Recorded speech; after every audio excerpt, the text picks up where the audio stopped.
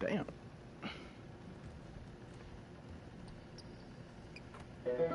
Power on. Nikola Jokovic. Bluetooth connected.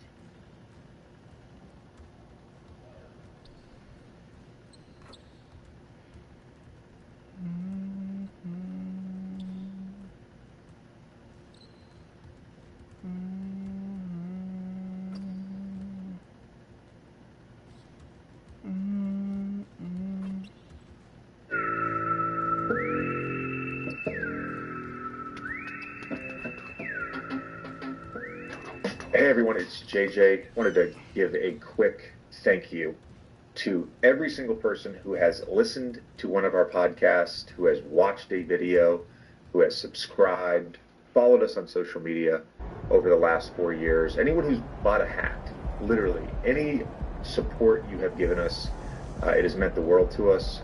Obviously, we're in a little bit of a transition here at 342.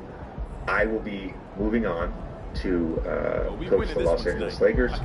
342 is alive and well. 342 will continue to operate. I'm going to have no involvement. My entire focus right now is on coaching the Los Angeles Lakers and making them the best possible team they can be. I do want to say one thing real quick, though. I have been very fortunate in my life.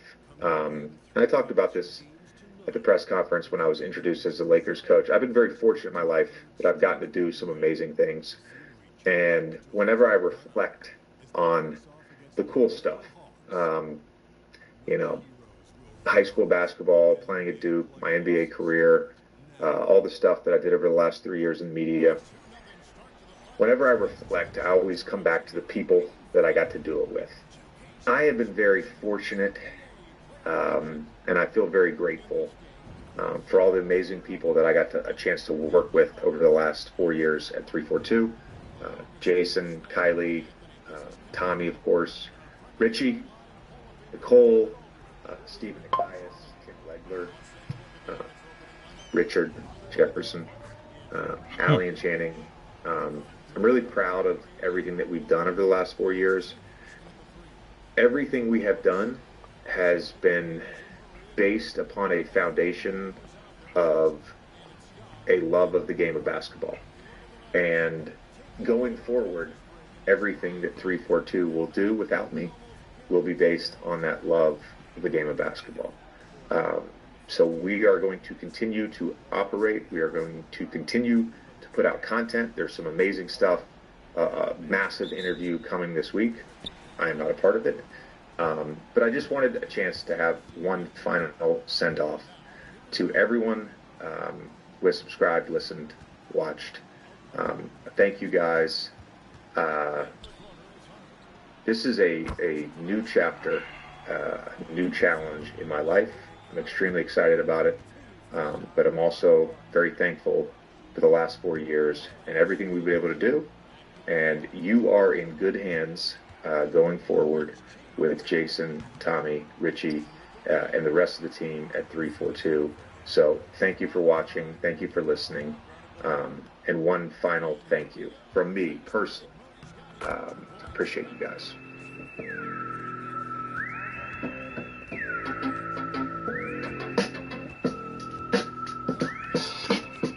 Oh my god, bro. I'm fucking tripping right now.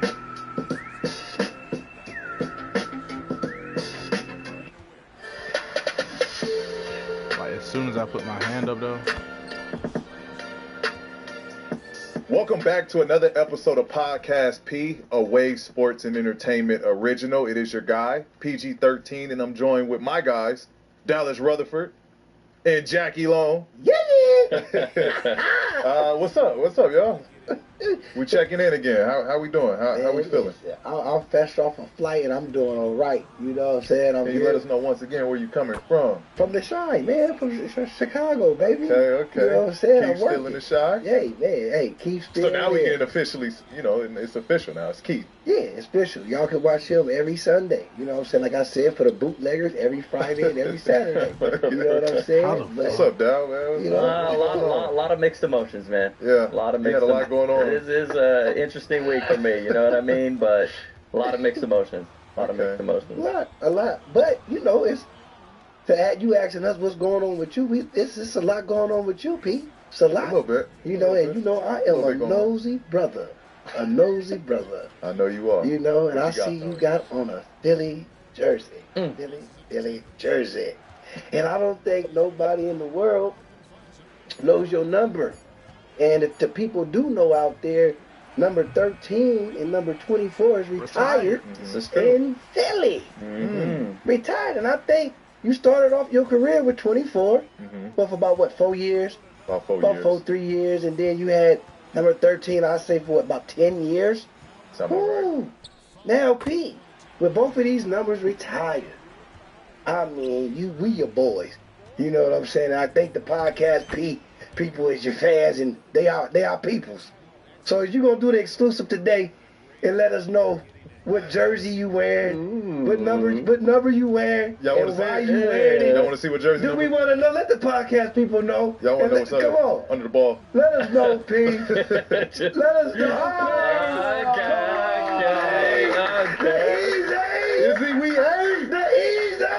I had to do it. Why you had to go 8 on them? Come on, man. I'm in Philly. Okay. My idol, the Bean, Kobe Bryant. My way of idolizing Kobe, and you know, something that meant something outside of 24 and 13. Yo, so oh my God. it was only right. How was that early? It's different. There we go. I got nothing to say. There you go. I like the 8 on you in. I didn't even think of that. The 8 actually do. I like the 8. The 8 looks good on me. Let me see it, P. Move the ball.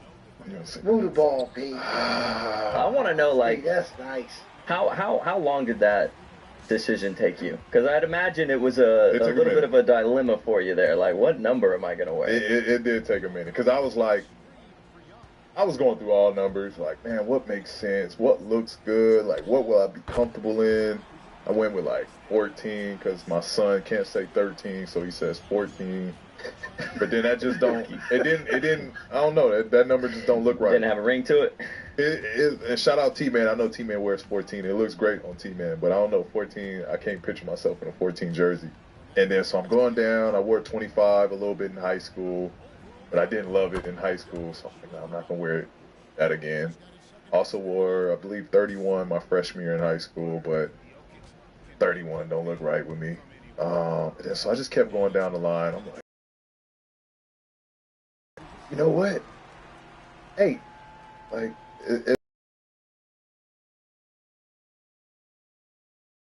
wifey was going through numbers. She thought 14 too, just because. What about daughters? So I say wearing this number 8, of course, is beyond different motivation wearing this number 8 now, because now with the world knowing why and all this, and we know what Kobe Bryant has done in this world. So I'm just saying, I like this number on you, and I expect and I hope to see you do some Kobe things, man, in Philly. You know what? For me, it's just like, you know, it's good to have those moments of just like when you look at that jersey, like, yeah, this is who I'm putting it on for. So like I wanted that moment of just being able to be like hold myself accountable. I tell you this, Kobe would be proud. I hope so. You can't go wrong with number 8. Like, you just can't go wrong. Kobe would be proud. 8 is 8. 8 is 8. Like, 8 is a special number, man. I like this. This is nice. 8, Eric. This is good. Big Kobe. Kobe, dog. So PG, for 2 seasons, it's been. Welcome to another edition of Podcast P. This your boy PG-13. PG-13. I mean, now, P, we done heard that enough for 2 seasons. The world's loved it and everything, but now that is number 8. What are you gonna say in your intro now? I'm gonna have to come up with some clever shit now. Like, I'm so used to saying PG-13. I said it in this intro. Like, I'm so used to saying 13. It's gonna take an adjustment of just being like PG-8. Yeah, we gotta come up with some. It don't have a good little ring to it right now. Yeah, we gotta think on this. Oh. PG-8, nope, that don't do it. it just don't sound right. PG easy. It don't roll out like PG-13. Damn. Damn. It's your boy Easy. It's your boy Philly Peach. Philly PG. This your boy Easy. Easy 8. Easy 8. This your boy Easy 8. PZ8. I like that. Welcome to another edition of Podcast. It's your boy PZ8. I like PZ8. PZ8 solid. PZ8. I might change my Instagram name. Oh, I didn't even. You got to go down a long rabbit hole now. I'm like Trace. Damn, PZ8 right. now. PZ8. PZ8. What is it? 8 Ocho? Ocho. But that's Ocho. That's kind of stapled. PZ8. We'll figure it out. This episode is sponsored by Coinbase. Coinbase is the best and easiest place to get started with crypto. Coinbase is the most trusted, only publicly traded crypto exchange. And honestly, the best way what those meetings were like, maybe Los Angeles Clippers. Crypto moves money forward. A couple of weekends ago, you decided to opt out of your contract with the Los Angeles Clippers and sign with the Philadelphia 76ers. But can you give the fans some insight, what those meetings were like, maybe your first meeting with the Sixers, when and where, almost as if I would assume that they're pitching you to come to Philadelphia. Gives the fans some perspective on what that is like. Yeah, so, we spent the weekend together down in Cabo, and I came back and I had that meeting with Philly that Sunday night, and David Blitz came, Josh Harris, Elton Brand, Dr. J. Bro, I had Dr. J in my crib. That's crazy. That's crazy. OG. Julius. Shout out Peter Dinwiddie, Daryl Morey, just the whole, majority of the Philly front office was there at the house, and it was a great meeting, and talk about organization. Not to say that the Clippers didn't and the Clippers don't, but just an organization that just was like, man, you're our guy. Like, we believe in you. We want you here. There's no perfect pairing with you, Joel, Tyrese together. And it was just, my family felt it, I felt it. It just felt like, all right, this is where I'm gonna spend the next chapter of my life. And so it felt good, man. Like I said, Dr. J was in the crib. I know that was big for my dad. Oh, Pops was going. Did you get a picture? I know he did, bro. For sure. Did he have a fresh pony? He did have the slick back. He had the slick back. Slicky. I think he had some hard bottoms on too. Come on, his swag is crazy. I'm trying to think. I think he did. Did he have the hard bottoms on? He did. That means Pops was suited. I think did he have the leather? He didn't have the leather jacket. Did he have the leather jacket? He did have the tan with her. Man, I love my dad, man. I gotta love Pops. I can't wait till Pops come on the show. Yeah, man. Pops had the hard bottom, so you know what kind of meeting that was. But it was cool, man. Like I said, they sold they sold the city, they sold the team, the organization, the fit, and it was just like an opportunity I couldn't pass up. Okay, Pete, with that said, what was your mindset coming into the meeting, and what did you want to get specifically out of them? Like, what did you want to hear from the Sixers? Like, what is it like that was going to make you say, damn, I'm here. This where I'm at. Yeah, I mean, I think it was just the idea of, playing with such a presence in Joel, and then just a fresh start, new opportunity. I was pretty open on the conversation and the decision. I think, stuff was kind of at a stale with Clippers, which opened me to, looking at other teams, hearing other programs out. And ultimately it was more so just the idea of, one of the best point guards, young point guards in the league, and the best, if not one of the best, if not the best big in the league in Joel. So, I mean, it was just, it was kind of just like, let's see what this looks like. Did you feel like from their conversation, did you feel like this is home? Meaning, because you got to feel like wherever you're going, you want to feel like I belong here. This is where I'm definitely going to be. The people love me. I love the city. I love everything about this. What made you feel like this was home? Yeah. I mean, I can't really say I feel like home or felt like it was home yet, because I ain't been there yet. As much as I know Philly is just the hotels and shit I stayed at when we go play there. So I ain't never really been around the city in Philly. So I'm looking forward to doing that, going around the city, you know, going into the restaurants, just getting that Philly vibe. So I'm looking forward to that, to like really close that and feel like, all right, yeah, this is where we comfortable. This is where we spending the next 4 years at least. But you know, based off the meeting, I did feel like I said, it was a level that made me feel like, yeah, this is where I'm supposed to be. Like, this is who I'm supposed to play for. How hard is that though, being from Cali? It was tough, bro. And you're end of your years, and you're like, damn, do I want to leave or am I already home? You know what I'm saying? That's why it was the toughest decision. Cause it's, you know, I'm moving my kids, my wife. Right. They comfortable here. My daughters, you know, they already sad that they missing out and leaving their friends that they now have grown up with for the past 5 years. And so it was a lot. Like, I ain't gonna lie, it's probably the most stressful time that I've been through in a long time. Yeah, man. You know, and so because I've never been through free agency. This is the first time. Every time I foregone free agency and re-signed. So this was like the first time I was an official free agent. And so it was stressful. I ain't gonna lie, it was stressful, especially me being home. Like, I think about somewhere else. It would have been different. Yeah, it'd been a for little sure. different. Like, yeah, I don't really got no ties here. Like, I can leave.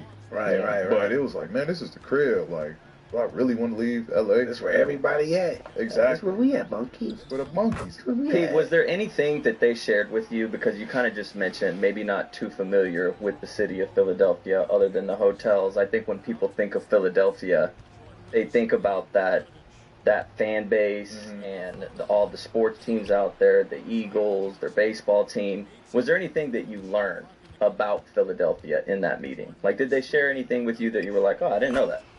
They have some of the best golf courses. I was just gonna say, Come like, that I didn't know what they say about the golf. Yeah. Come on. They got some of the nicest courses out there, but I think it was just more so like putting a stamp on how passionate the fans are there. Mm-hmm. And yeah, they can be rowdy. They can, you know, I've heard the stories of, you know, them getting on their players or whatever like that. But you know, that's good pressure. You know, that's pressure that you want. You know, Indy was kind of like that. But it lit a fire under you to play better and be better. So, you know, that was, you know, I guess people would be scared of that, but you know, it was kind of reassuring that like they care. Mm-hmm. You know, they want to win, and I want to win. I think they're gonna build out a room, and then y'all can pod live. See, that's what I'm talking about. He said an office. PJ, got a That's what PJ I'm for talking y'all. about. An office. Y'all got an office room. They go PJ y'all Come back and forth from LA to on. Philly. Come on. Man, perfect. Shoot. We gotta pay for our own flights. Or are they doing it? Oh, they're gonna do it. They're gonna send you. I know nothing.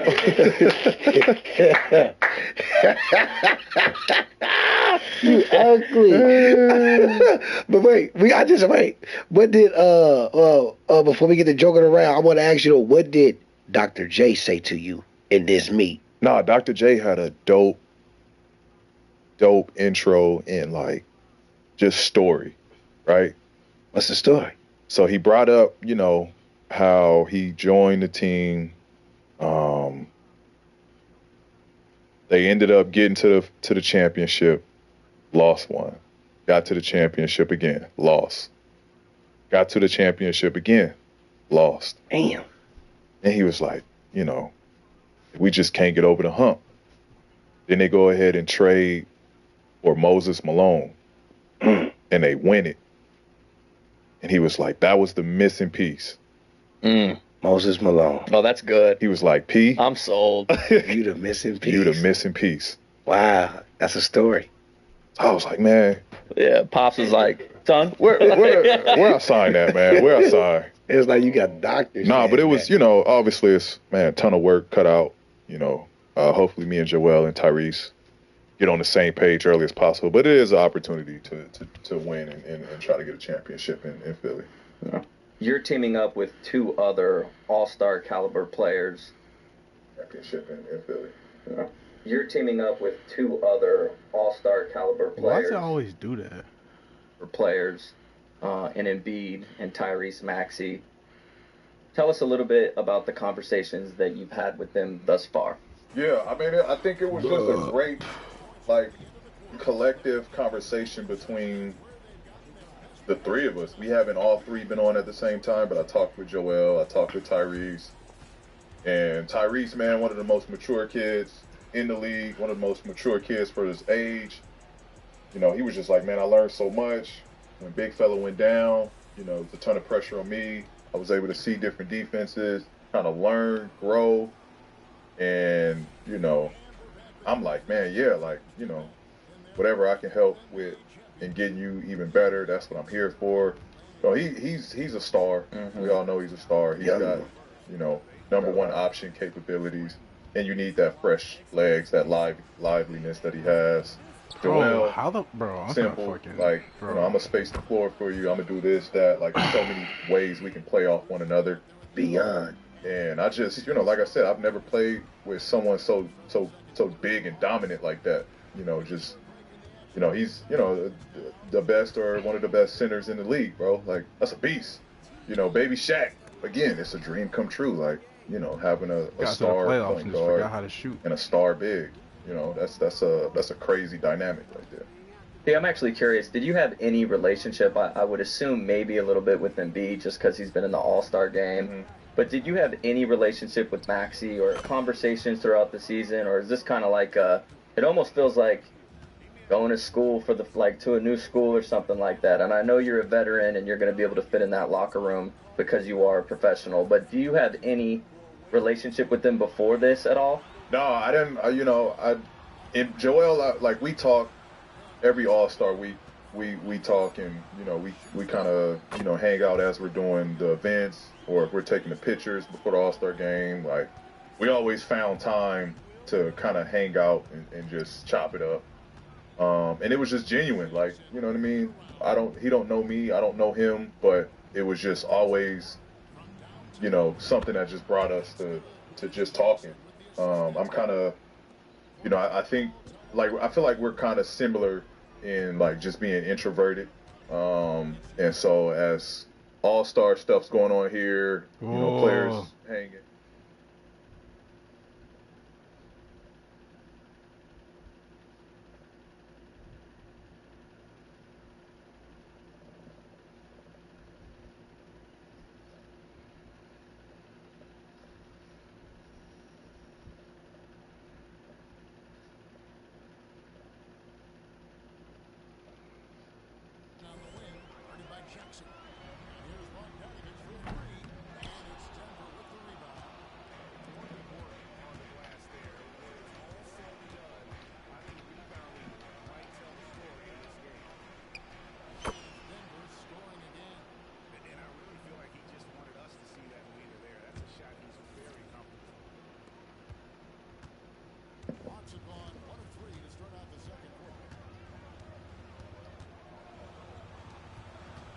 $70,000?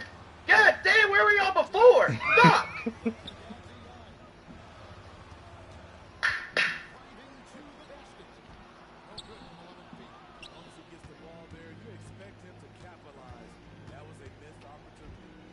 Elephant in the room, I got a haircut.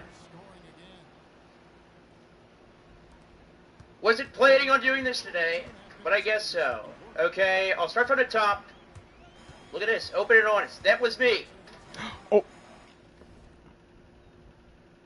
That was me. It's okay, though. I will tell you what. Okay. What? 2 years ago, I did some stuff. I'm sorry if you've seen some of the stuff. You know, I'm a changed person.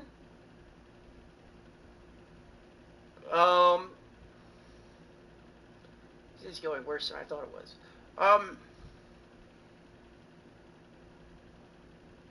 So 2 years ago, I did not have sexual relations with that man. I'm just kidding. I did. Possibly. Wait. Cat's out of the bag. It's okay. What else do I have to say? I don't know. Thank you to all my people that have been sticking up for me. I understand if you're mad. shit hit the fan. I don't go on Twitter. I deleted. No, I'm just kidding. I didn't delete Twitter. I have been cautiously avoiding it. It's Oh like my fucking God, landmines bro. everywhere I go. Okay, I was dealing with some addiction problems. A couple of them.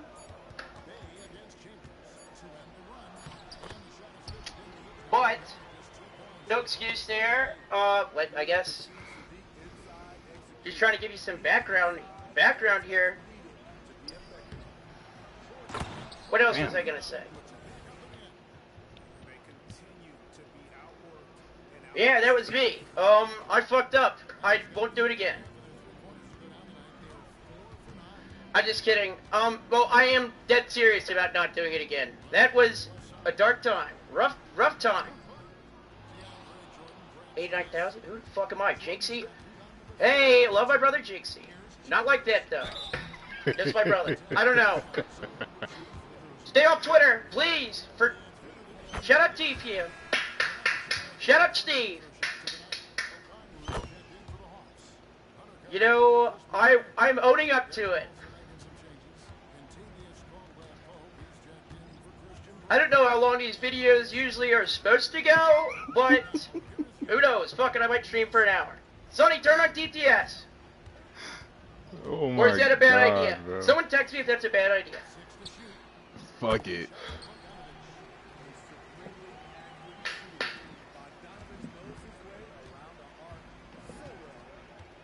But on a real note, I've been living under the threat of that coming out for like 2 years. Started social media, just kind of dicking around. Had that in my past. I'll tell you what, weight lifted off my shoulders. God is good. God is good. All the time. Oh my God, that was a bad But mention of God there. weight off my It's all good, shoulders, though. to be honest. You have some stuff in the closet. Oh my God. No pun intended there. But, yeah, it came out. I mean, I tell you what, I was going and doing all this different stuff. I was going in the back of my mind, holy shit. And guess what? Holy shit was last night. And I have a lot of people to credit for. I'll be honest. Plan A was, and I will say candidly, was to probably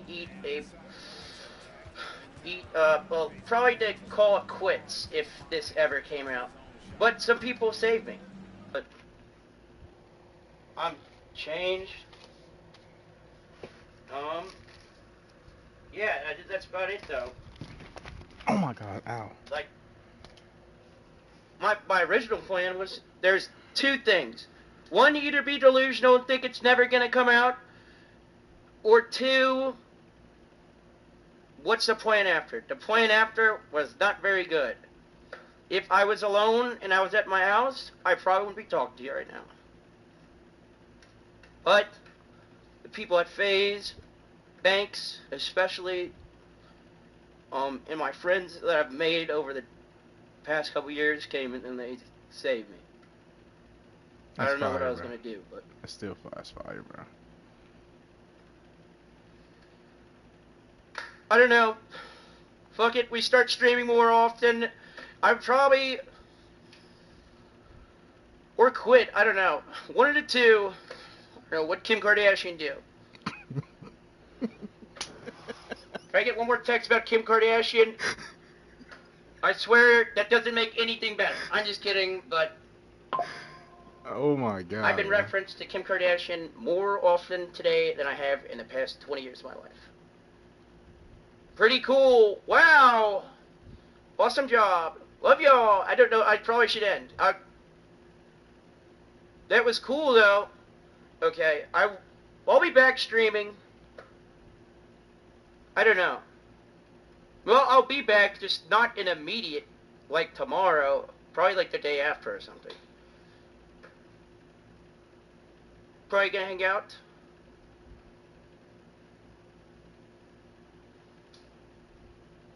Pretty cool, though. I don't know. Hey. I'd rather you know my flaws, though, so it makes it easier. I don't want to be the poster boy. Love y'all.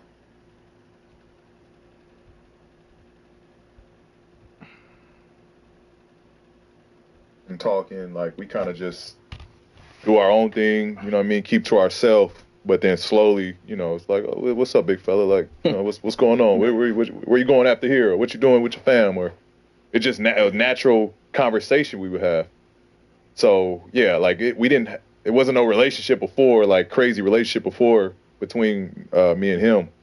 But it just, you know, having talking to him, he was like, man, regardless of what happened, like, you somebody that, like, you know, I look at as a friend.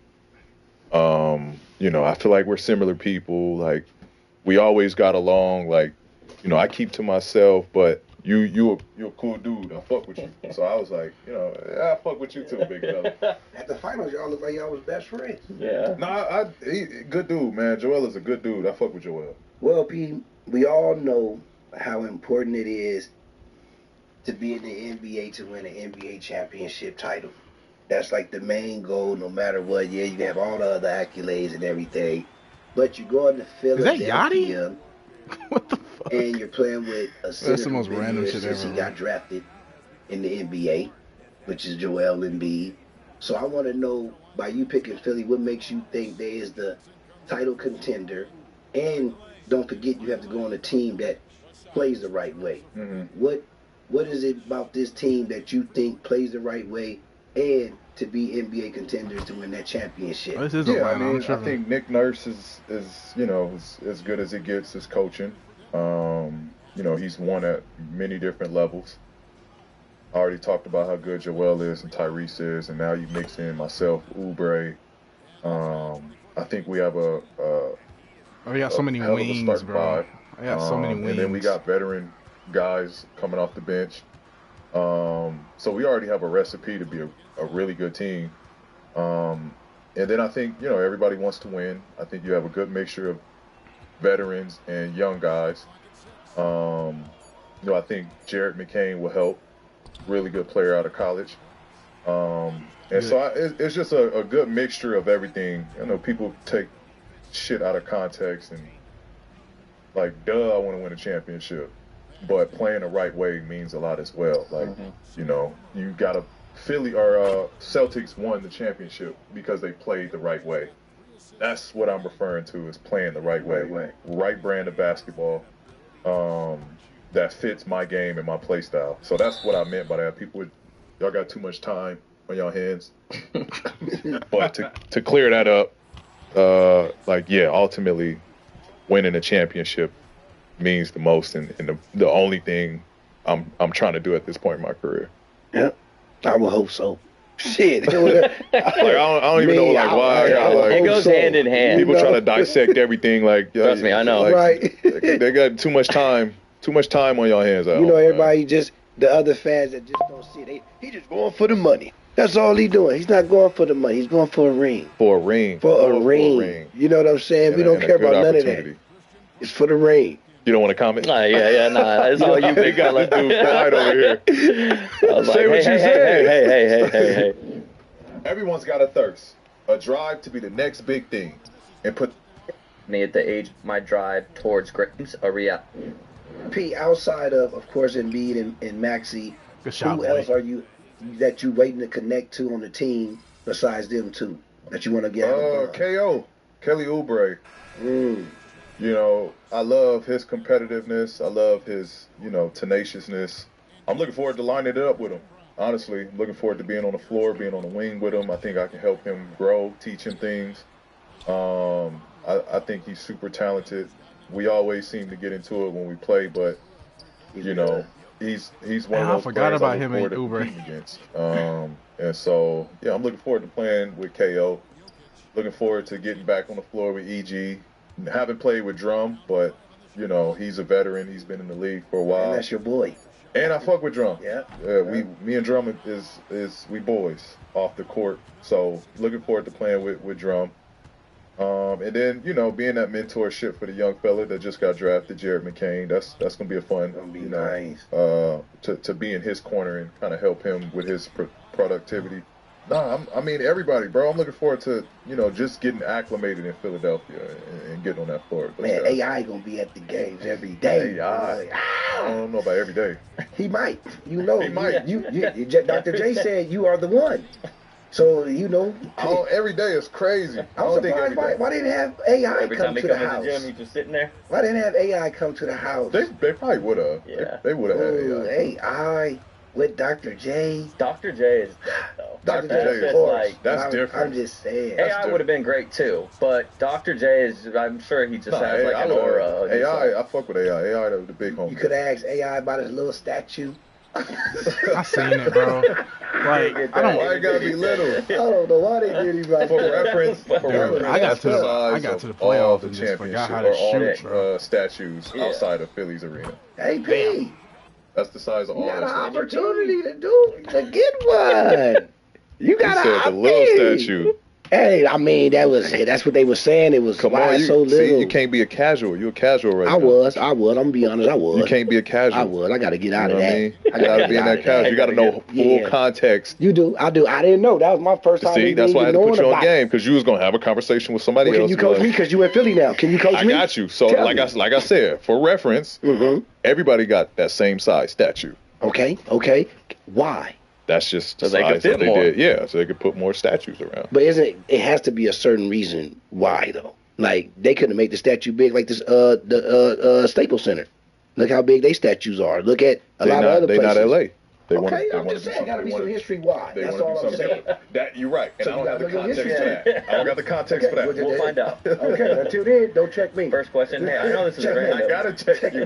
You did that. For AI, I Because gotta check for AI. Because I didn't know. You did. Bill P, Nick Nurse will be guiding the ship in Philly, and I know you talked about your conversations with Embiid and Maxey, but have you had any opportunity to sit with your future head coach and have some talks with each other?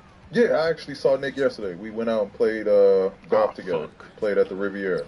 Yeah, so we actually got out there, got to chop it up a little bit, play a little golf. Nick's a good dude, man. Good coach. It was cool, like, getting to know him. You can tell he's a competitor. But, all around just, stand-up good dude.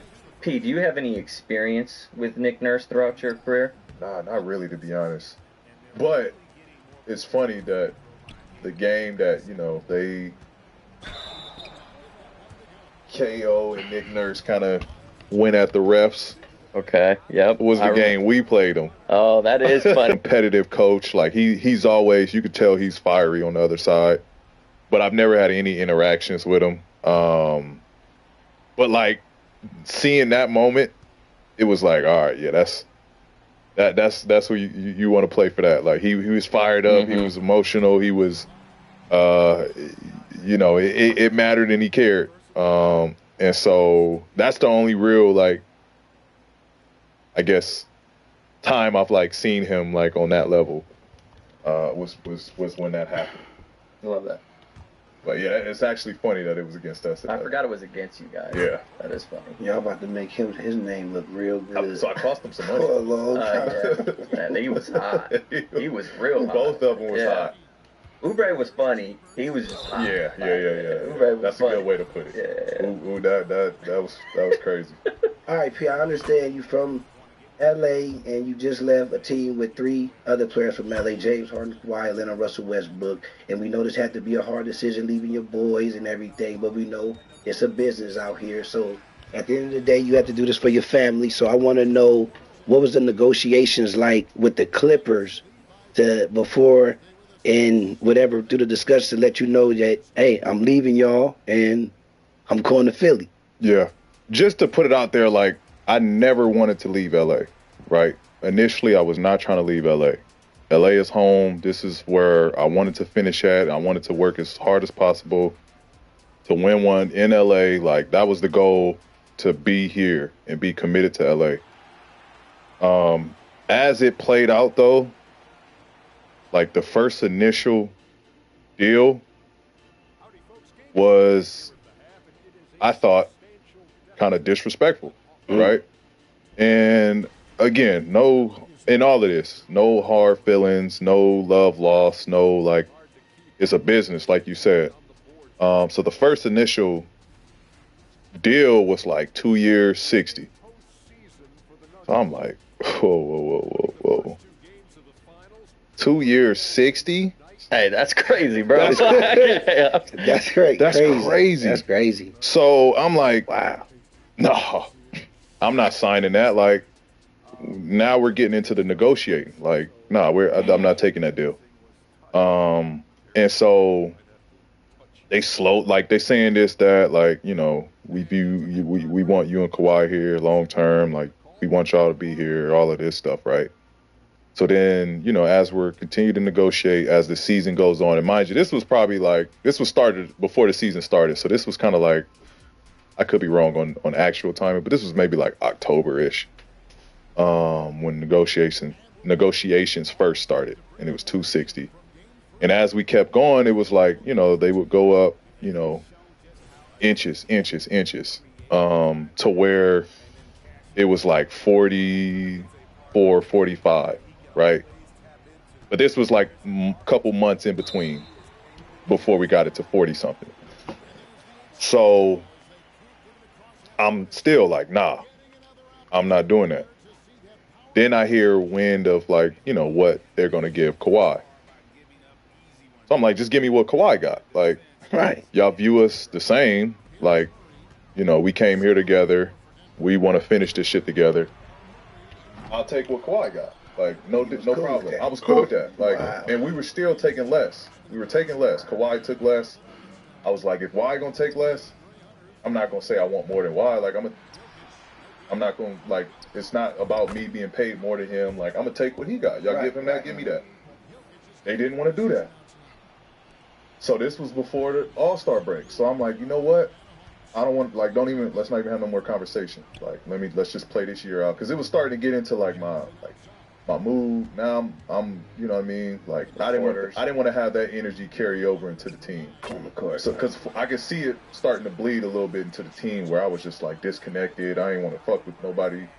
Like, I was kind of just, you know, kind of to myself a little bit. So I was like, man, let's just let this shit play out. Let me get to the end of this year and we'll discuss this again. We'll pick up, you know, conversations again. So we do that, right? Season in, I finished healthy. 74 games played. Yep. And had one of my most efficient seasons. So now we go into negotiations. Now they bring it to 3 years. Where we at? 150. So basically around what they gave Kawhi. Mm-hmm. So a part of me was still like, throw the all right, ball, bro. that's cool. It sucks that it had to get to this point, like that we couldn't get this figured out a lot sooner. But Way early, right? now we at the end of the year, 3 years, 150. So I'm like, all right, like now we're in the ballpark. You know what I mean? Now we can have conversation here. And again, it still wasn't about the money, because when I went back to have the negotiation at the end of the year, Damn, I presented the 150 no trade. Because in the meeting, they're like, you know, we want you here long term. We want to, you know, when you're retired, we want you to be a Clippers for a lifetime. Like all of this stuff, we want you to be here. We want you to be a Clippers your whole career. So I'm like, cool. Give me the 3 years, 150, no trade then. Like, no trade clause. Then I'm taking less, but at least I know I'm here. Mm-hmm. Like, I'm committed to y'all. Like, they didn't want to do the no trade. Do that. Wow. So then now I'm like, all right, well then it only makes sense for me to do 4 years, 212, right? Yeah. Like, at least pay me my money. If y'all gonna trade me, then y'all gonna trade me. But at least, like, now I'm not in a situation where I could have got more had I just gone to free agency, then take this deal, and then y'all could just ship me wherever I want. And then now I'm on this deal that I didn't want. Right. So they didn't want to do that. So then I was like, now I'm open to entertaining what's out there. And then, I mean, you know, through the negotiations, they wasn't budging. They weren't gonna budge. Bro, I wasn't gonna budge. I thought I played well enough for them to, you know, be like, you know what, he's a part of our future. Like, I thought I did that. I thought I earned that. You know, granted, we didn't win while I was there, but luck has a lot to do with that. You know, we couldn't remain healthy as a unit. But I thought I did enough to earn To that. earn that money. They didn't want to do it, so it was just a stalemate. We came to a stale, and ultimately it was like, all right, that ship has sailed. Like at that point, it was like, man, I love Steve, I love Lawrence, but at that point, it didn't even feel right to come back with that type of energy and be comfortable playing back in LA. What did Steve say to you? I mean, you know, it's taking his word. You know what I mean? In that situation, it's taking his word. Like, you know, I don't want to trade you. That's not the reason I want to resign you. Which I get, you know, and I understand, and I don't know. Steve is a good dude. Like, you know, I love Steve as an owner. One of the best owners that I played for. But you know, it's a business. Like, I won't take nobody's word if they can't put it in writing. Right. Yeah. Yep. Can't take nobody's word if it ain't in right. I like that. Is it difficult, P, for players like yourself? Because as you mentioned all that, I'm curious. It is a business, but you're also treading that line where it can kind of feel like personal. How do you kind of navigate those conversations and remove that emotion kind of out of it, like not taking it personally and understanding that it's business? Because I would guess that can be hard at times. You know what I mean? Yeah. On both sides. Yeah. No, I mean that's why I had to stop the negotiations during the season, because it was personal. Like, that's how y'all view me. You know what I mean? Which is fine. Like, in all of this, that's why it's no love lost, no hard feelings. Like, if that's how y'all view me, fine. That's cool. Now I got to go somewhere else. It's nothing wrong with that. Like you said, they say it's business. You say it's business. Yeah, it's business. I got to do what's best for me and my family. If that's how y'all view me and that's where my value is, then no hard feeling. Like, I'm gonna go where I'm appreciated at. At the end of the day, who life is it? It's business. Like, you know, I wasn't. I was torn a little bit because of the I don't know, just the history we had this past 5 years. Shit I was playing through, like injuries and stuff I was playing through. You know, I was everything I had. We had some good up. I was, you know, it's been this year out because it was starting to get into like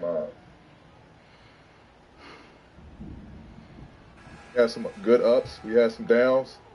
But I thought, again, I thought I deserved more than, especially for the first initial contract, like the first initial conversation. It's hard to not take that personal, like, bro. That's I understand negotiations too.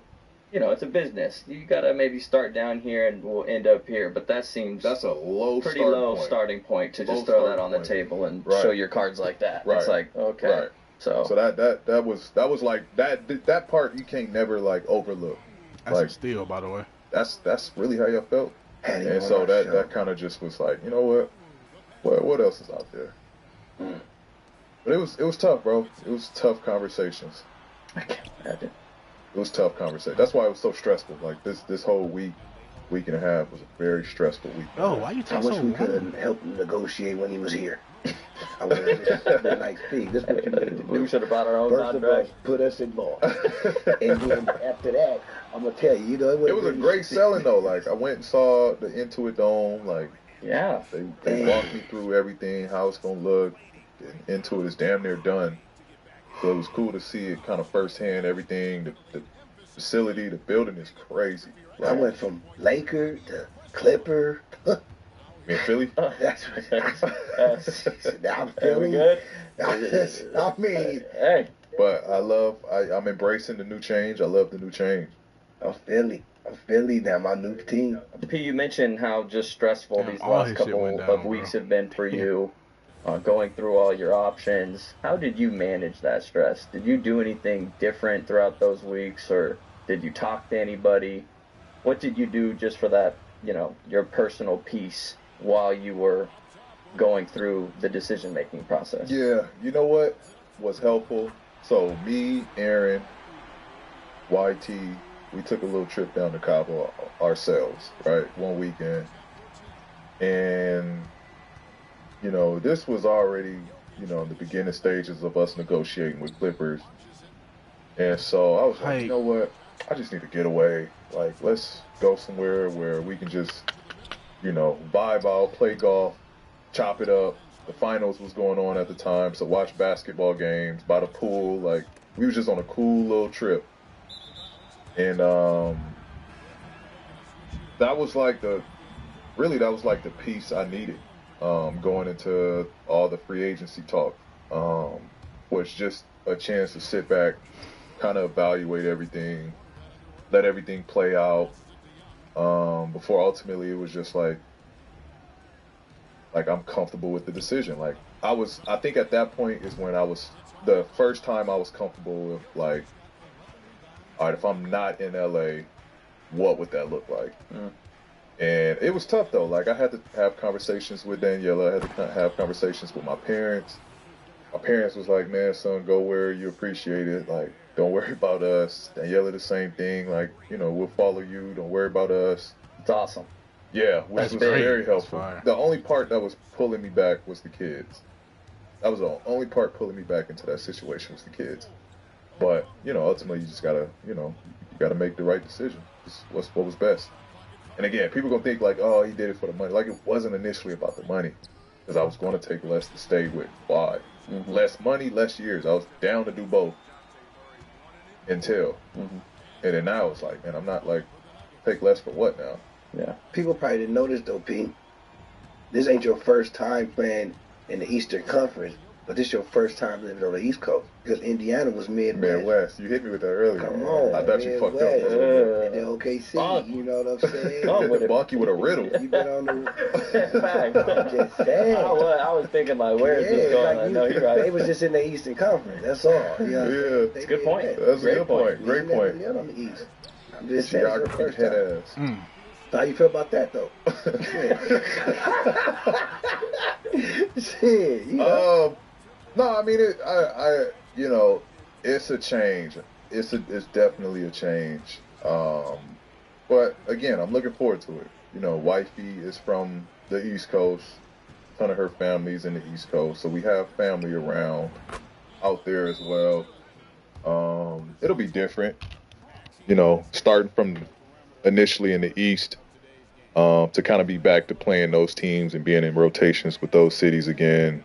It's going to be fun. It's going to be fun. I'm looking forward to it all. We get to fight over the best Philly cheesesteak. Best Philly.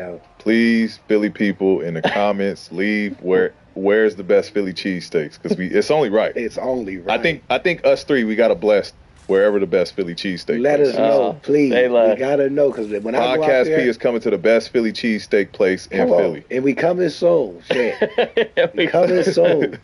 Jackie, another thing that A1 had shared with us that I didn't even really think about is on the East Coast, the states are so much closer to each other. Yeah. So even from like a traveling standpoint for P, like being in LA, playing all the Western Conference teams, there are longer flights. Mm-hmm. On the East Coast, he's still traveling, but it's just a couple hours this way, couple hours that way. It's all kind of New York. Mm-hmm. Then we got Brooklyn, Philly, New York, Brooklyn, Indiana, Indy is close. They're like 2 hours. Detroit's like probably 2 hours. Mm-hmm. Toronto, easy. Miami's probably 2 hours. Like it is. Like, I think you're just sacrificing the weather. Like, you're gonna be cold, but the flights are. I tell you this, the East and the West definitely done switch now. The West was popping this year, and now look like the East about to be popping. The West is still popping. The West is crazy. I'm just saying the way all these players on the East over there now going. You know what I'm saying? It's more. I feel like it's more on the West though. You think? I mean, I'm trying to think the biggest West Coast trade would probably be Clay going to Dallas. Oh, KC got who? Who'd they get? Caruso and Hartenstein. I like Caruso. I like Caruso. I like both of them. I like Caruso. Hartenstein got paid well too. I'm pretty sure he got a nice little contract. Yeah, I like both of those. I just want to break this up. They got nothing to do with nothing but Lonzo back. Lonzo Ball. I think there's some excitement on the East now, which is good. This episode is sponsored by Liquid IV. Look, what event Paul, do you guys like? I know you just got, you know what I'm saying, but I don't really care about that, you know what I'm saying? At liquidiv.com. P, I want to know, did you have any conversations with Kawhi before you made the decision to leave the Clippers? When did you have that conversation, and how did it go? Yeah, absolutely. I owe Kawhi that conversation. I called him up and was just like, man, listen, I think I'm gonna go elsewhere. Like, conversations with the Clippers didn't go how I wanted to. I kind of broke down how I told you guys how it all played out. And we had that conversation, and I was like, man, like, I got to do what's best. And I mean, he understood. He like, That's too go early. get your bag. Like, P, go get your bag. Like, I can't even be mad at you. So, I thought, and I look at Kawhi as one of my best friends in this league, somebody that, I fuck with. Like, our families, love each other. So it was tough to leave him. Just with, how much I enjoyed being out there with him. That was one of a big decision too. That weighed a lot on me. It was just, damn, I'm leaving my boy, like leaving why. But I had to have that conversation with him. We talked, and he gave me his blessings of like, man, just go do what's best for you. That's awesome. Yeah. And I don't think we ever had the conversation on the podcast, but if you wouldn't mind rewinding a little bit and kind of taking us through the origin story of you and Kawhi actually joining the Clippers. Mm-hmm. Like, what do you remember most about that time? Yeah, I get flack for this too, right? Like, people give me shit for this too, of thinking I was the reason that Thunder team broke up, which was not the case. Again, it was me having to do what was best for me in that situation. So after Toronto wins, right? Right. Y and them win it, I text Y. Congrats, bro. I think he ended up calling me right after. What you gonna do? What you mean? Like, what you gonna do? Like, you comfortable there? You good there? I'm like, yeah, bro. Like, I just resigned. Like, yeah, we gonna try to do this shit next year. Like, nah. I hear people trying to get out of there. Let me call you back. That was the initial start of that conversation. And then me and him was just working on how can we make this happen. And I was close to going to Toronto. Like, we were deciding to go to Toronto or the Clippers. Ultimately, the Clippers put something better, a better package together, a better trade package together that sent me to LA. But I was close. He was going to re-sign to Toronto, and we was going to go to Toronto. That was the origin and the beginning of that story. And it was just a whirlwind of how it played out. It seems like yesterday, which is crazy. It does. Like, if you really, I remember Kawhi getting off that plane, and it was, talk about a wild time in the NBA offseason. It was a whirlwind of how that shit played out. That shit was a lot. Figuring out how to get me to LA, but we made it happen. So, Pierre, I heard a little birdie during that time that you guys actually met at Drake's house. Is there any truth in that? Yeah, there. We linked up. So it was Drake's crib when he was in Hidden Hills, and at the time I was living in Hidden Hills. So Drake was probably like 5 minutes around the corner from me. So I like, man, pull up, let's chop it up. So I pulled up, we chopped it up. What did it look like? How to happen? And if it was even a chance. So that was kind of too, like, after that phone conversation, that was kind of like the next phase of us linking up and talking that through. But it was a bit of both. It was also to, like, congratulate them, because this was why they just won it. So it was like, it was a congratulation, like, shit, you did it, bro. So it was a lot of that more so than anything. You mentioned that it could have worked out in Toronto, possibly. So I would assume you going to Drake's house, was Drake there, and was he kind of pitching to you? Was that a little bit that you were just talking about? Was Drake saying, P, come to T-Dot, come to Toronto? Yeah. No, Drake actually was out of town. Drake was actually out of town. What? Yeah. He just got people at his house when he's not there? I mean, Man, Paul just won a George championship. and Like, Kawhi Leonard. So what? why wouldn't he give him his crib? It don't matter. It's my crib. You might mess up some shit. I don't care how much money I got. Y'all at my crib, just people all up in my crib? It's Drake. It's It's Drake. Damn, I get that's balling. You don't That's care? awesome, Like, you just want me a chip. I don't give a damn. Do what you do. Wasn't even there. How that feel? You in somebody's house that's not even there. Nah, I mean, I was like, You're like, what? yeah, I was hyped. Like, oh shit, Drake over there too. Cool. I'll kick it with both of y'all. Kawhi answered the door. Welcome. Yeah. What if I was in a museum? Nah, Drizzy wasn't there. Drizzy wasn't there at the time. Here. You ugly. Somebody's house that ain't even there. Get your ass out their house. Drizzy wasn't there. I have been to his crib once though, where he was there. His Toronto crib. The Toronto crib. How was that one? Crazy. That house is stupid. Crazy house. Crazy house. I I know mean, it's off wrong. subject, but while we're on the subject of Drake house, It was crazy. it was stupid. Shit you ain't never seen. Like he got a club in his shit. A club inside the The crib. full court basketball shit is crazy. He got a club in his shit. He got a big ass indoor pool. He got 2 fucking studios. Two fucking His crib studios. is How many? nuts. Yeah, never mind. He's Toronto. And then his award room was just, Stacked. he got so many awards, so many collectibles. Like, More than anyone. well, damn, you just Yeah, I just want to make that clear. they not like us. Yeah, chill. No. Stop. Don't. Shout out Drizzy, Stop. man. Don't do Shout that. out both Don't goats. do that. Yeah. I'm not a shout out both goats. But Pete, we know you done had a lot of good times with me and Dallas in LA, but we know you had a lot of more better times with the Clippers.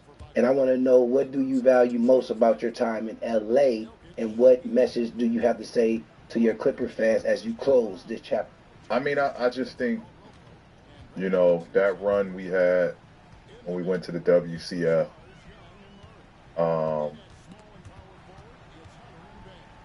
was, I mean, obviously that's the furthest Oh my god. a team went in My Clippers God. history. And I'm not one to kind of dwell on shit that don't mean nothing. Like, we didn't win, so it doesn't mean much. But that moment was the most I felt like a Clipper my whole time. You know what I mean? Like, it was life there. It was energy in it. You know what I mean? It was Oh, like, shit.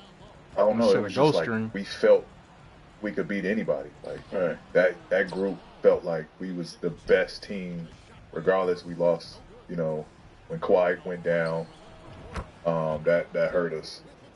But if he was healthy, like, we winning. We winning that year. Right. You know what I mean? You can say the same thing for the bubble year, like, and everything is ifs and maybes and woulda, coulda. I get that, but when it comes down to like a belief standpoint, that bubble year, we were rolling before the bubble happened. Bubble happened, and it was anybody's game at that point when we went in the bubble. But that year we felt we was coming together, we was connected, we figured out what our identity was, and we was hooping. And then the year Kawhi got hurt, that was like we felt like, you know, we felt like we still had enough. A couple plays here and there, and we possibly beat Phoenix. But, you know, I think that was just the most enjoyable time right there. I thought we played basketball the right way. It was a fun game. It was fun to watch us. We played hard, and that was probably the most connected we were. So that was one of my most memorable. And obviously, you know, I think a lot was special about this past season. Oh, what the with fuck? 4 West Coast LA guys Amazing. playing together. I thought that was awesome for the city. I wish we could have did something big and won on a larger scale, because that was a hell of a story to be told if we I'm on could have that. won. Yeah. I'm on that. But I enjoyed it, Not jumping. man. Again, I wanted to be here. Like, I wanted to be here. I felt like, in a way, I was kind of forced to make a decision that was best for me. And, yeah, it played out how it was supposed to, I guess. To the fans, like, I just want to say, man, I appreciate the fans here while I was in LA. You know, they held me down. They held the team down. One of the best fan bases. Like, it says a lot when you have such a historic team like the Lakers, who have won multiple titles, and you still a Clippers fan. You know what I mean? Like, it says a lot about, you know, the fan. And so, you know, ever indebted with just the love, the support, the genuineness around me. You know, it was fun. It was fun lacing it up in front of them, you know. I'm sad that I won't go into the new arena with purely like Clippers fans packing that arena out. I think we sad too. Yeah, it's bittersweet, bro. It's bittersweet, you know, and We don't get the good you know, treatment. I don't know what reception I get coming back, but you know, I do want to say I appreciate playing in front of the home crowd and you know, embracing that, playing for the city. Do one more last call for Steve for just telling me we want to just see the arena when y'all come in town. Y'all want to see? You still want them you wanna tickets? seat in there? I just want to be in that arena. But You still trying to get them I'm a tickets? Cali boy. You know what I'm saying? We should be on the wall, like you know how the arena has a wall where it's standing room only. Yeah, probably. You'll be in there? I'll try that one at least. But you gotta be just to like experience nuts, it. going crazy. Yeah, I'm crazy anyway. That ain't nothing. You know, Jackie would be perfect for that He section. would be. I'd kill it. He would. Kill it. Kill it. But before you ask your next question, Dallas, while you over there talking about kill it and kill it and kill it and shit, look, I need you to clear up quickly your little jokey tweets you that had you some- had. Yeah, I kind of going went through the on to ringer the this week. fans. Well, when the news broke, Jackie, and I mentioned this earlier, it's bittersweet. Like, there's one half of me that's super excited that P got a new opportunity, but then there's the other side, selfishly from a friend perspective, we don't get to go golfing no more, we don't get to see his games as much. So I had tweeted something out and kind of got into a little bit of friendly banter with one of the fans. And I think it might have came off not so friendly. But I mean, you guys know me. I kind of like to poke and do a little trash talking. It's just kind of my personality. But I was just having fun, and I should have been more sensitive to how the Clipper Nation felt at that moment. So at the end of the day, I don't want that to overshadow how good the Clippers organization was. We met so many nice fans, staff, and everyone, so just don't want that to get overlooked on how much fun we had during those last 5 years. Yeah, I knew it was genuine when like this dude called me at like 8:39 in the morning. So he's like, "P, I'm sorry, dude." TD was on me. I'm He like, didn't even like explain what happened, like, bro. Me too. And you had this look too. Bro, like, I he didn't was say nothing sick. yet at first. I answered it and he was just like, Fuck. trying to get ahead of it. You know what I mean? Like, let me just call the source. You know what I He's told like, you? "I'm Pete? sorry, dude." You know what I told you? What? I said, better you than me. Hey, he did say that. All right, well, thanks, Jackie. I was like, hey, man, but hey, you know. No, but again, Everybody it's makes kind of like, mistakes. you know, even the whole thing I said with Drew. Like, you know, I'm gonna ride with my boys at the end of the Yeah. day, and people, you know. What was the funniest thing that they said? Because you were catching heat. That's not really that didn't bother me because I've kind of dealt with that Okay. my whole life. I just didn't want anybody to take my words like I had got that from you. Like me. And I think I got most you. people probably think we talk more about that kind of stuff, but Yeah. honestly, you know, Which we don't. So, I'm just a that friend. I'm happy you clarified that. Like, because that was like, that's not conversations we even have. Yeah. You know what I mean? So it was good that you kind of clarified that you know, that was, you know, purely your thoughts on the situation. And I think it also is a testament to how passionate the Clipper fans are. Mhm. You know what I mean? They got on me tough. Mhm. Listen, And- they watching. And They you know, watch it. I think that's a testament. Even though some of the comments were a little harsh, you know, I'll take that. And again, I think I was just a little too soon. It's like a breakup, and then you move on right away. You know what I mean? Like I probably should have said nothing, and things probably would have gone a different Beyond. direction. But yeah, you live and you learn. Live and you Really, learn. you learn. We've been sitting there for a minute. Some teams, out of all this, I haven't heard you say, but in the reports, I heard that the Warriors wanted you, and even Draymond Green said on his podcast that they wanted you. They was interested in you. Mhm. I want to know how did you feel when you found out that the Warriors wanted your ass? I mean, you was gonna play with Steph Curry. Come on, you know that. Yeah, Come that on, was man. that was a real thing. Like that was a real thing. That was close to being done. That deal was close to being done from Damn, you ain't gonna roll, bro. what I was being, you know, told on the situation. Oh, fuck, my fault. You know, they was expressing like just how much they wanted me there, how I could have fit in perfectly with, you know, Draymond, Steph, Clay probably would have stayed. Podziemski, Shit. Kuminga, like Wiggins, they didn't know how or what,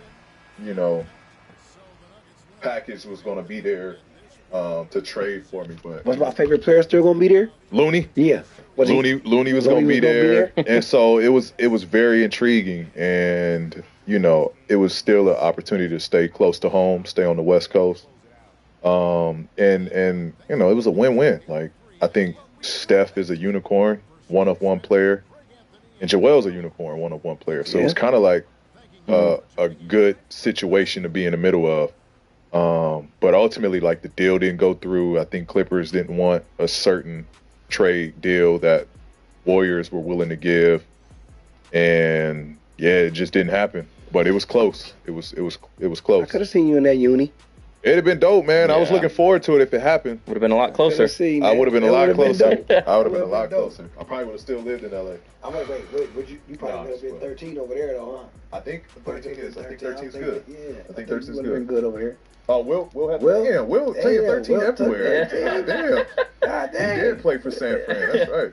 How you feel though, P, being at your age, and you still got these teams that's looking forward to playing and giving this money to you? Like, this boy got game. Like, how you feel, man? Because you still that dude. Like, I still feel like I can play at a high level. Like, I still feel like even when athleticism goes, I still feel like I have enough skill to kind of be productive and do what I need to do and still defend at a high level. Like, I still feel like I can play well past 34, 35, 36, 37 years old. Like, I still feel like I take care of my body. I work hard. I work out. And now I'm in a whole new phase of trying to add even more longevity and switching on my whole diet. So I feel good, bro. Like, I think one of the old heads 34, might like, take get it this this year, deal, bro. Like, I feel great.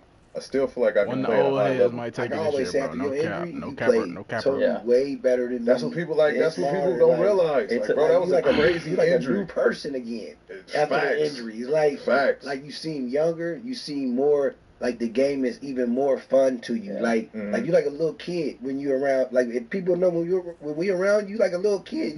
Your ass would be in a suit or something playing basketball. Sit your ass down. It's over. You out there shooting and shit. It's like, Love the game, man. It's good to see that, and the people see it too. Like, they respect you because your game is amazing. You know what I'm saying? Just at the end of the day. Right. Yeah, And that was one of the my bad. No, you're good. That was one of the, and I forgot to bring, like, that was one of the pitching points that Philly had. Like, we still believe in you well past, like, they're talking about, like, shit, we hope after this contract you would still want to be in a Sixers jersey. But they like, we still feel you can play into your 40s. Like, that's how much we believe in you. Yeah. So you got that belief on your side. Like, and again, I believe that I can still play at a high level for a long time.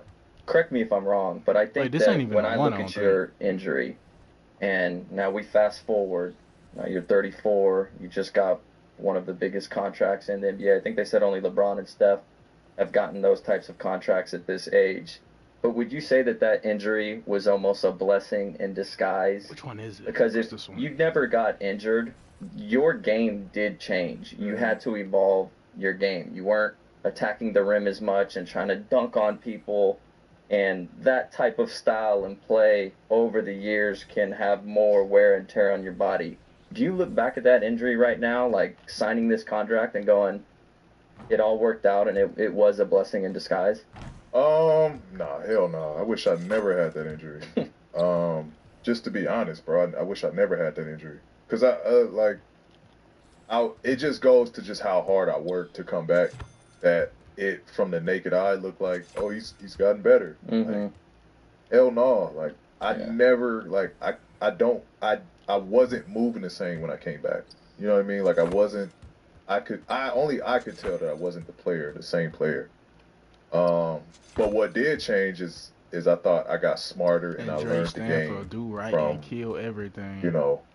A mental, like, just watching it from the sideline for a whole year and just seeing tendencies and, like, what would work, what wouldn't work, how teams are playing certain plays or situations. Like, I was looking at all that stuff when I was on the sidelines. So I grew, I think, as a, just from a mental standpoint of just seeing the game differently. But hell no, I wish I never had that. I wasn't asking if you wish you had it. I'm just saying, do you think that it possibly helped extend your career a little bit because it forced you to approach the game differently? We know that they. Yeah. Nah. I'm super happy. I'm not asking that. I know what you meant. I knew what you meant when you asked it, but I can't say that it was a blessing in disguise that it happened. But I will say that it did help me kind of navigate through getting hurt. Because I had 2 surgeries on my shoulder. I had surgery on my left knee. Like, I had multiple seasons of finishing the year and having to get surgery. So I think it helped me navigate how to work and come back from, like, if this was the biggest injury, like, all this other shit I can work and get through. So I think it did help me from that standpoint of, like, all right, I've conquered the worst one that could possibly happen to me at this point. Like, now I know how to work and I know what that feels like and what rehab is like. From that standpoint, yeah, it helped for sure. Well, P.S. early, but have you felt the brotherly love most yet from Philly? Like, you know, has the natives hit you yet? Will Smith for Kevin Hart? Yeah, I heard Kev hit me. Kev texted me. What did he say? It was only through text. Hey man, it was quick. What you doing? Man, you on a team now. Nah, it was quick. Kev hit me quick on the text. I was supposed to get up with him, but it was just so much going on. I didn't really get a chance to kind of slow everything down. Gilly DM'd me. We talked a little bit in the DMs. There you go. What did he say? Come on, I need you on the podcast ASAP. Really? Nah. Right. Who else? Lil Dicky sent the message. Okay. Okay, Lil Dicky. Yeah. But, outside of that, they had a whole video. Me can't hear me. They had a whole video though, because he was part of the recruiting video that they had for me on the meet. What did he say in that video? I mean, because they got their course, him and Tiger. Oh, that's right. You were telling me about that. Yeah. So he's like, man, would love to have you. Like, we'll get you a part of this group right here. And so, yeah, he had a cool little statement, or a cool little, introduction to me. But no, outside of that, that's about it. P, who all was in that video for the recruitment video? Saquon was in it. That's Lil Dicky, Kevin Hart, Mike Trout, and then it was just a ton of they did this cool thing of Philly natives talking about the city and what the Sixers mean to them and what it'll mean me coming there. So it was a cool it was a cool video. It had a lot of energy behind the city. So other than your teammates, who on the Philly Mount Rushmore are you excited to see or meet? Well, I met Dr. J. Obviously I know AI, but it'd be awesome to connect with AI. I mean, I think, as far as the biggest pieces there, that are around is Dr. J and AI. Yeah. You know what I mean? And so I spoke to one of them. It'd be awesome to have that conversation with AI on just what the city is, what it's like playing for Philly, what it's like being a Sixers. So I want to have that conversation with AI. Shout out the other Philly legend, Jason Kelsey, man. We pretty much pod brothers at this point. Yeah. Shout out the Kelsey brothers in general. But yeah, man, appreciate you and the tradition that you brought to Philadelphia. We trying to cap that same tradition with a championship of our own. So shout out Jason Kelsey. We need to get him on the pod one day, man. We got to do a collab, How we in man. the same family and our family on the show with We need a Kelsey collab. It's a It always family be the couch. family. It's always the family. Oh, family is so good. Come on, family. So, P, now that you've made your decision to join the 76ers, what's your intro message to the Philly fans? You know what? I just, I'm going to do and, try to bring the best version of myself.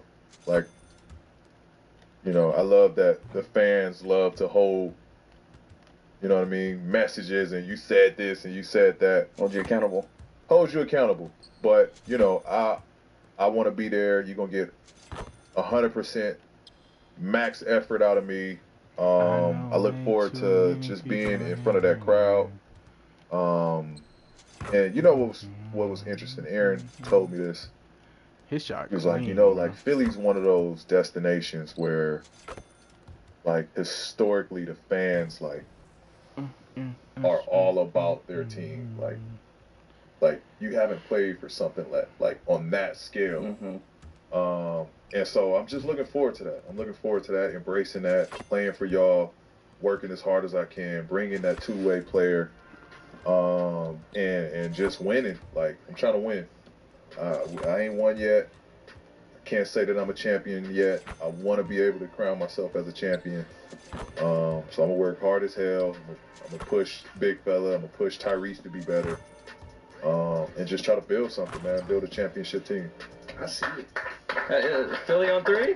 Philly on 3. We doing that? Let's do that. Okay. All right, let's go. Go, B. Philly on 3. 1, 2, 3. Philly! And that's a wrap.